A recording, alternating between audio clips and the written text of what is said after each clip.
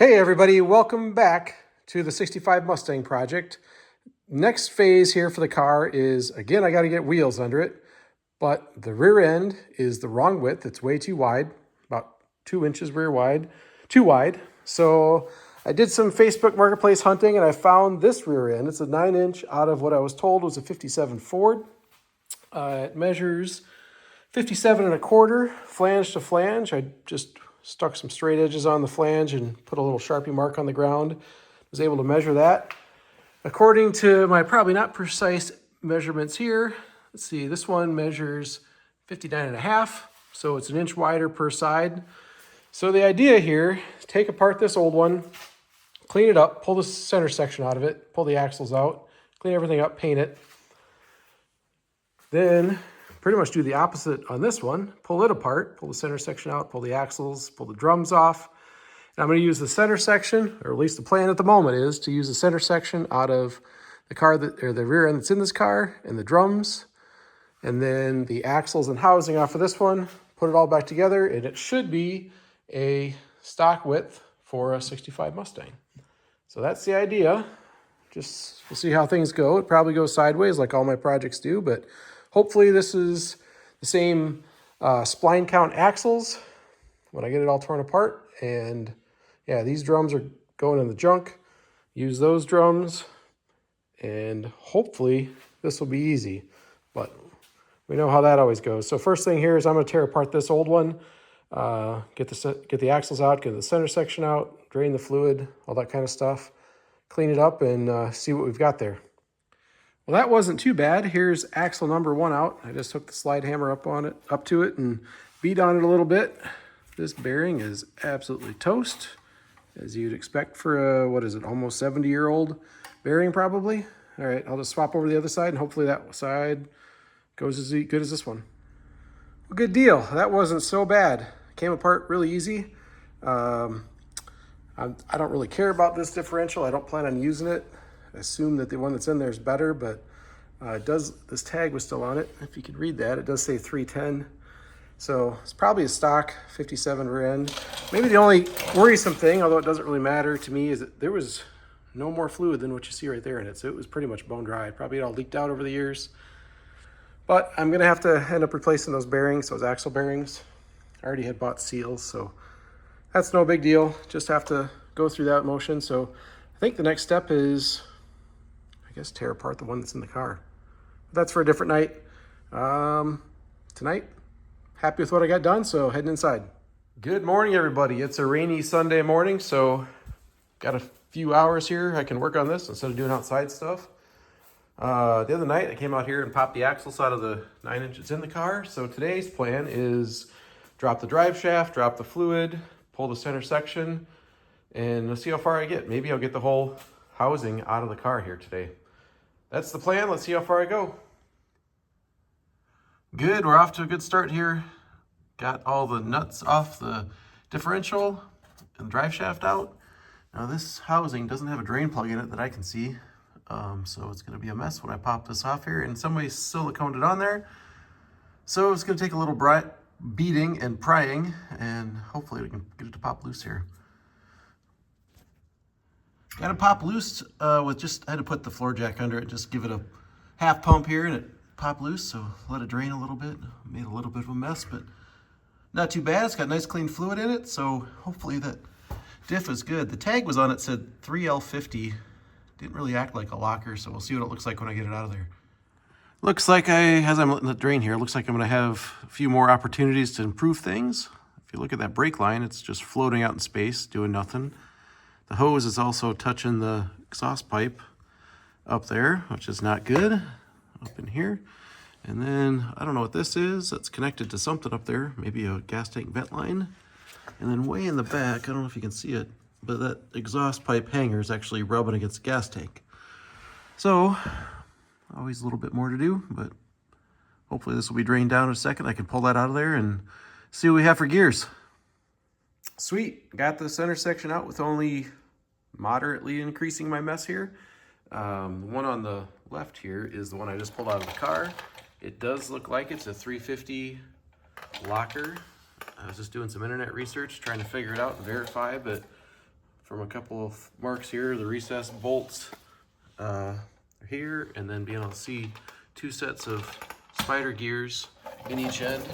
As compared to this one out of the 57, this one is a 310. Appears to be open. That's a differential. There's only 1 set of spider gears down in there. So yeah, I think I'm looking good here. Next step is remove the brakes. And then, what do you think? I think I can start, I gotta move my jack stands, but then get that housing out of there.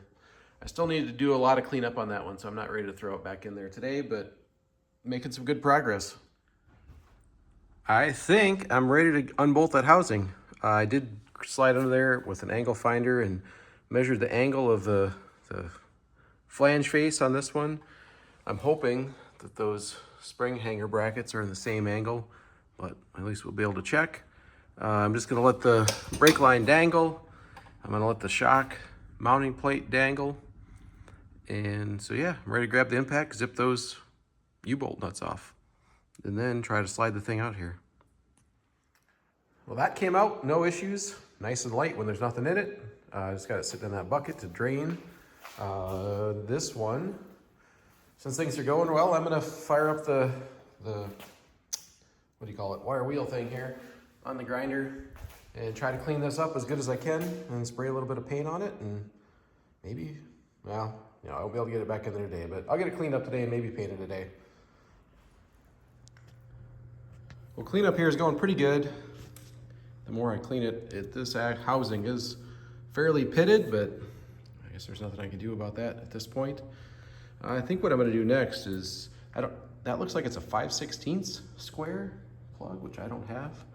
I'm gonna drill it out, use some easy outs, some heat, get that out of there, and put a new plug in when it goes back together. Things are looking great. Got that housing cleaned up, good as it could be. Wiped it down with some brake clean, let it sit for a bit, and sprayed some primer on it. So scramble up whatever I've got left here for random black cans and make it some sort of black here after this dries a bit. Well, I thought I'd rebuild the drive shaft too while I was getting the housing going. So fresh coat of paint on that equals, you know, fully rebuilt. Let this dry. I think I'm gonna stick 1 more coat on it and then throw it in there. All right, we're back out here making some progress again. Maybe one thing I didn't mention the other night is that this axle housing has a hole in the bottom of it on the spring perch that's a lot bigger than the little 1/2-inch pin that sticks up off those springs.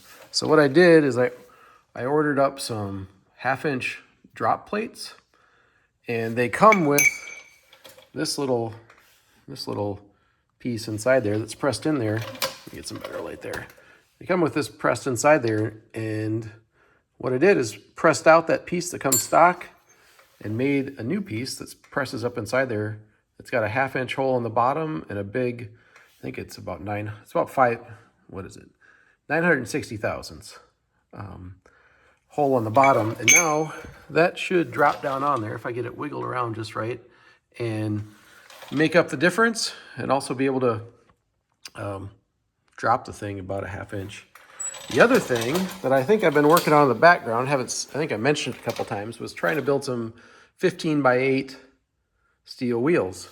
So what I've got here is a tire that is, 225/60/15, mounted on that Chevrolet 15x8 rim. I cut the center out, haven't really cleaned everything up yet. Then I take a Ford center and cut it apart, and tonight I just went through and drilled out all the spot welds, and amazingly enough, this fits almost perfect in there. I had it in there earlier. It's pretty tight fit. So now what I can do is set a custom offset to whatever is going to be needed on this thing. Still not 100% sure I'm going this way. The problem is I actually can't find any more Ford rims. It's amazing how hard it's been to find some 15-inch steel wheels. Everything is either pickup wheels or everybody's got new modern aluminum wheels. So that's where I'm at tonight. I'm gonna fiddle around here, see if I can get those U-bolts and shackles and everything back on there. Then I'll check the angle of the differential. Hopefully it's just about the same as it was before. And maybe set this up on there and see what it looks like. Got it bolted in there. Had to struggle with those U-bolts a little bit. I think this axle housing is about 1/8 of an inch bigger in diameter than the old one, so just had to tap on those U-bolts to get them to wrap around there a little bit. I got it snugged down and I think centered up as good as it can be for now. Also crawled under there with the angle finder and checked it versus the old one, and I'd say it's within a degree of where the other one was, so we're calling that good. Yeah, those 1/2-inch spacer blocks and the special little spacers worked out good. So let's see what else. I guess I forgot to mention before, I did buy some new bearings for these axles. So those are cleaned up and ready to go back in. Let's see what's next. Next step is to throw that differential up in there. I think I'm going to be done for tonight. It's getting kind of late. Got to put the kids to bed, but be back on it in the next couple days. Back at it this afternoon. We're looking good. I didn't bother turning on the camera here, but I wrestled the differential back up in there with a fresh gasket and a little bit of silicone, so that should be dialed. I think I'm ready to slide the axles in. Clean up these bores on the end just a touch. Take some Scotch-Brite and clean all that stuff up. Hopefully the bearings will slide in there nice and easy, and this thing will be rocking and rolling, going back together. Well, here's where I am for the day. I thought I had the right axle seals, but as you could have predicted, I don't have the right ones. O'Reilly's can't get them till Tuesday, so I set the backing plates on there, cleaned everything up back here as good as I can. Started to clean up some parts or tools. I think the next thing I'm going to do is look at this front wheel here. Yeah, so this is the idea. I'm not sure if this is what we're going to go with, but I'm going to go down this path a little bit more. So the idea is a 15x8 steel wheel with custom offset. So right now I've got it sitting there, so it's just clearing the upper ball joint. It isn't actually attached at all. I'm gonna mark it as close as I can and probably just put like 3 tack welds on the back side just to hold it and hopefully make it strong enough I can at least set weight on it, set it down on the ground and see what it looks like to the fender clearance. So yeah, kind of a crazy idea, but I think I'm gonna keep going down the path a little bit. I did find a set of torque thrust on eBay for a good deal. I might just pull the trigger tonight and order those, but yeah, let's mess around with this a little bit, see if I can tack this wheel on. If I make it fit in the front, then I'll get the rear axle put together. I'll put the same offset back there, and if nothing else, I guess I'll verify what offset fits with this specific thing, and I do order some other wheels. So yeah, there we go. Well, I did an eyeball alignment on this rim and tacked it together. I don't know how well you can see up there, but I think that's about as close as I can get to that upper ball joint and still feel good about it. So that's kind of where it's going to be. Everything else looks like it's going to fit.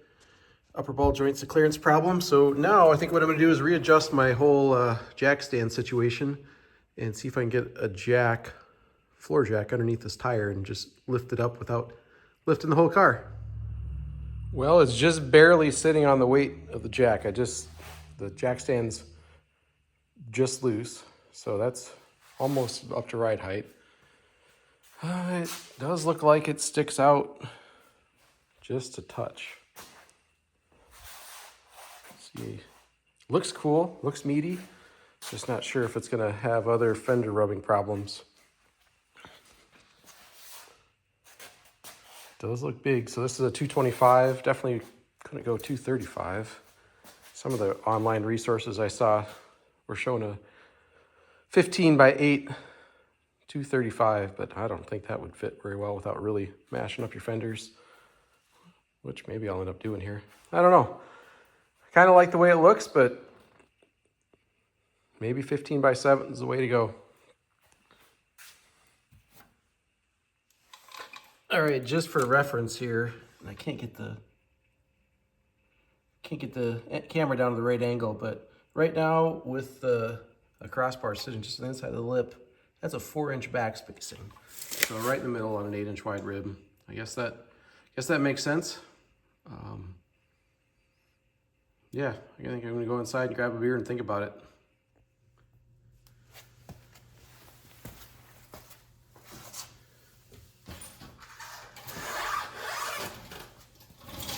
great news for everybody who is watching along and gets bored with this. I just put this all together, thought I was videoing, and wasn't.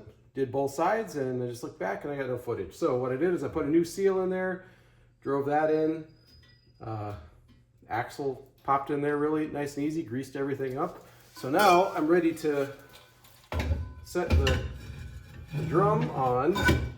And then the goal for tonight is actually to take that front wheel I had mocked up on the front, check that back spacing in the rear, and see how it looks. So let's set this up on here, see what it looks like. Hopefully it's gonna work perfectly.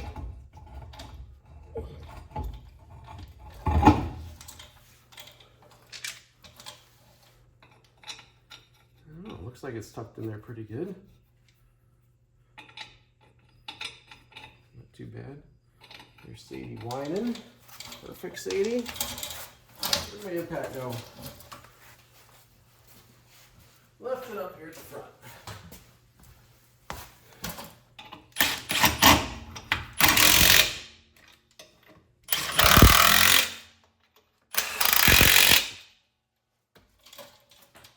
Right now, this is sitting on the axle, so that's kind of the ride height. I would say that's way too high. Let's take a look here. Yeah, I was definitely hoping for lower than that, but we can work on that. Probably should bounce on that a bit. But the good news is, from an offset standpoint, that tire's not sticking out. So maybe this just might work. Sorry for the shaky camera here as I move around. Yeah, I thought that'd be way lower. Let me set this down here and try to shake that a little bit and see if that rear end will come down a little bit. Oh, that's pretty much where it's gonna be. All right, maybe some new springs or lowering blocks, but at least for now, I know I can go forward with this wheel plan. I need to find some more of the Ford wheels. I've got the Chevy ones, but I'm having a hell of a time finding some Ford steel wheels, so got to keep looking. All right, back out here today. I've been avoiding this, but it's time to get the front brake lines, or actually all the brake lines done. So I just quickly did the driver's side here. That was nice and easy. One little short line right to it. I just pulled out the old line that runs over to the passenger side. So I'm going to try to replicate that. I got a roll of line here and a straightener. I'm going to try to knock this side out. And if I feel ambitious, crawl into the back and get the rear done. And then, man, I'm just really stuck on these wheels. Keep hunting, thinking something's going to show up on Marketplace, but nothing ever does. So, yeah. Knock out the front brake lines here today and maybe the rears. And then, I don't know what. All right, now we're back here in the back, trying to figure this out.